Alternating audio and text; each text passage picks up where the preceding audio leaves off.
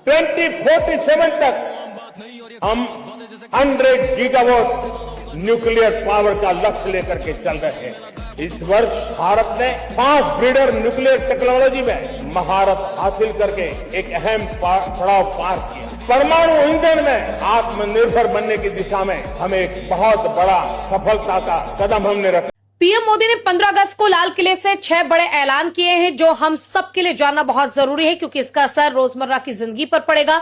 इसलिए बहुत ध्यान से इस वीडियो को आखिरी तक सुनिए। पहला, 1 लाख करोड़ रोजगार योजना का ऐलान, जिसके तहत अगर आपकी पहली बार नौकरी लगती है तो सरकार आपके खाते में 15,000 रुपए देगी और कंपनियों को भी हर महीने पर पर्सन को देने के लिए 3,000 रुपए अलग से इंसेंटिव दिया जाएगा। दूसरा बड़ा ऐलान, अब इंडिया खुद अपने चिप बनाएगा, जिसके लिए बाकायदा सेमीकंडक्टर मिशन ऑन है और अब जल्द ही मेड इन इंडिया के जरिए मोबाइल फोन से लेकर सेल्फ डिफेंस की सारी चीजें बहुत सस्ती हो जाएंगी और जल्द ही मार्केट में मोबाइल फोन कम दाम में मिलना शुरू होगा। तीसरा सबसे बड़ा ऐलान कि दिवाली से पहले जीएसटी का फुल मेकओवर होगा, जिसके तहत रोजमर्रा की चीजें जैसे खाने पीने पहनने ओढ़े की चीजें जो हम हर रोज इस्तेमाल करते हैं, वो सभी चीजें सस्ती होंगी। एमएसएमई का झंझट खत्म होगा और इन्वर्टेड ड्यूटी वाला सिस्टम भी पूरी तरह से खत्म हो जाएगा। चौथा बड़ा ऐलान, $10 ट्रिलियन इकोनॉमिक का टास्क फोर्स होगा तैयार, यानी अब सरकार विकसित भारत 2047 विजन पर जोरों शोरों से काम करेगी ताकि 2047 तक भारत सबसे बड़ी अर्थव्यवस्था बन सके। और पांचवा बड़ा ऐलान, बिजली महंगा वाला सिस्टम खत्म होगा और क्लीन पावर के जरिए कम पैसों में हर घर बिजली पहुंचाई जाएगी, जिसके लिए बाकायदा 10 नए न्यूक्लियर रिएक्टर्स बन रहे हैं और टारगेट है 100 गीगावाट तक जाने का, यानी अब बिजली का बिल कम आएगा और हर घर तक बिजली सरकार पहुंचाएगी।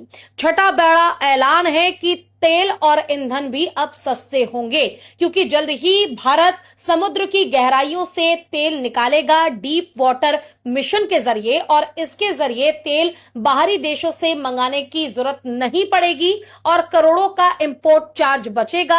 अब जब सरकार को फायदा होगा तो लाजमी सी बात है कि आपके कंधे से भी महंगाई का बोझ हल्का हो जाएगा। तो कुल मिलाकर job, tax, power, energy, chip, हर तरफ से पैसों की बचत और आम लोगों को फायदा ही होगा।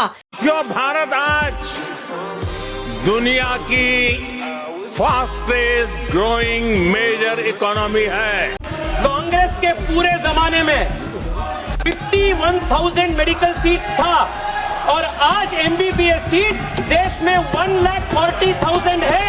ये मोदी सरकार ने किया, मोदी सरकार ने। एम्स 7 था, आज 23 है। ये मोदी सरकार ने देश के युवाओं को दिया।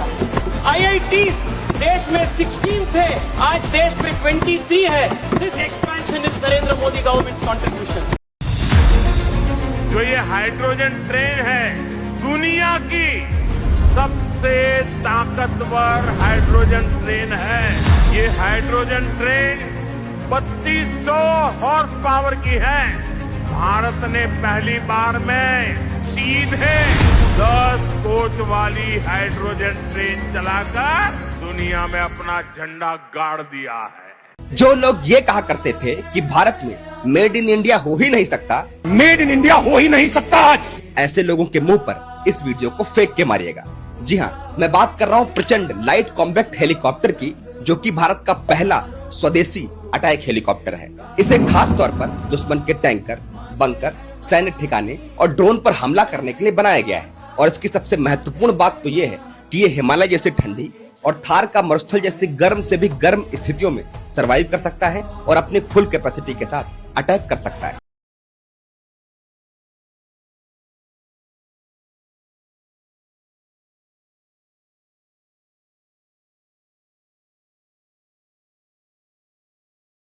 ये तो प्रधानमंत्री जी का कृपा है कि इतना दिन से अपने कंधे पे भारत सरकार बोझ लेके चल रहा है ना। तो जब से जो युद्ध शुरू हुआ है तब से देख लीजिए दुनिया के तमाम देश में पेट्रोल का रेट जो है से डबल से भी ज्यादा हो गया है।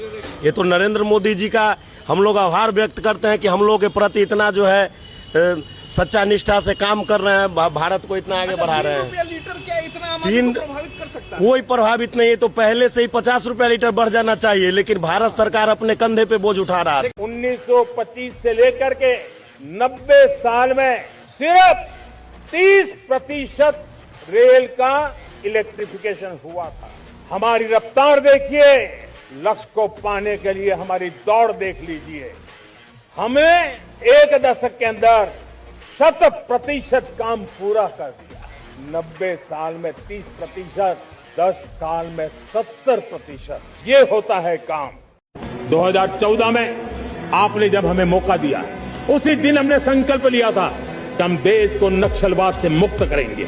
उस संकट से देश को मुक्त कराने में सफलता मिली है, लेकिन हथियारी नक्सल तो गए, लेकिन दिमागी नक्सल, ये दिमागी नक्सल मौके की तलाश में है, हिंसा अराजकता के वो रास्ते खोज रहे हैं। इन दिमागी नक्सलियों को पहचानना होगा, इन दिमागी नक्सलियों को आइसोलेट करना होगा।